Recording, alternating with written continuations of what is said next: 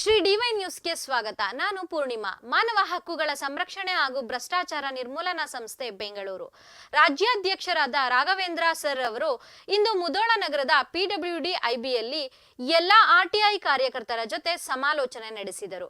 ಈ ಸಂದರ್ಭದಲ್ಲಿ ನಿತಿನ್ ಮನೆ, ಪರಸು ಹೆಗ್ಗಡೆ, ದುಂಡಪ್ಪ ಯರಗಟ್ಟಿ, ಸಂತೋಷ್ ಮೆಟಗುಡ್ ಇನ್ನೂ ಹಲವಾರು ಕಾರ್ಯಕರ್ತರು ಉಪಸ್ಥಿತರಿದ್ದರು. ಮಾನವ ಹಕ್ಕುಗಳ ಸಂರಕ್ಷಣೆ ಹಾಗೂ ಭ್ರಷ್ಟಾಚಾರ ನಿರ್ಮೂಲನಾ ಸಂಸ್ಥೆ ನಮ್ಮ ಸಂಸ್ಥೆ ಕಳೆದ ಒಂದು ವಾರದಿಂದ ಕರ್ನಾಟಕ ರಾಜ್ಯದ ಪ್ರತಿ ಜಿಲ್ಲೆಗಳಿಗೆ ಪ್ರವಾಸ ಮಾಡಿ ಅಲ್ಲಿರುವಂತಹ ಪದಾಧಿಕಾರಿಗಳನ್ನು ಭೇಟಿ ಮಾಡಿ ಧೈರ್ಯ ತುಂಬುವಂತಹ ಕೆಲಸ ಮಾಡ್ತಾ ಇದ್ದೀವಿ.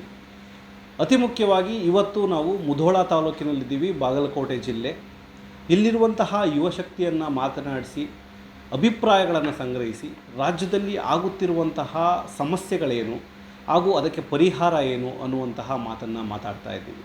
ಅತಿ ಮುಖ್ಯವಾಗಿ ಆರ್ಟಿ ಆ್ಯಕ್ಟಿವಿಸ್ಟ್ಗಳ ಮೇಲೆ ಆಗುತ್ತಿರುವಂತಹ ದೌರ್ಜನ್ಯ, ಹಲ್ಲೆ, ಬೆದರಿಕೆ ಅಥವಾ ಫೇಕ್ FIRಸ್ಗಳೇನಿದ್ದಾವೆ ಇದರ ವಿರುದ್ಧ ನಮ್ಮ ಸಂಸ್ಥೆ ತುಂಬ ಗಟ್ಟಿ ಧ್ವನಿಯನ್ನು ಕೊಡುತ್ತೆ.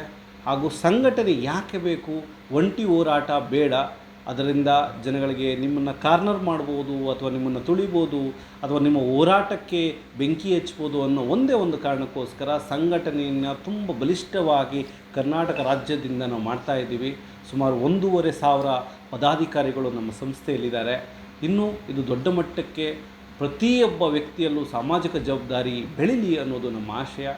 ಈ ಎಲ್ಲ ಮುಧೋಳ ಯುವಶಕ್ತಿಯ ಜೊತೆಯೊಂದಿಗೆ ರಾಘವೇಂದ್ರ. ಧನ್ಯವಾದ.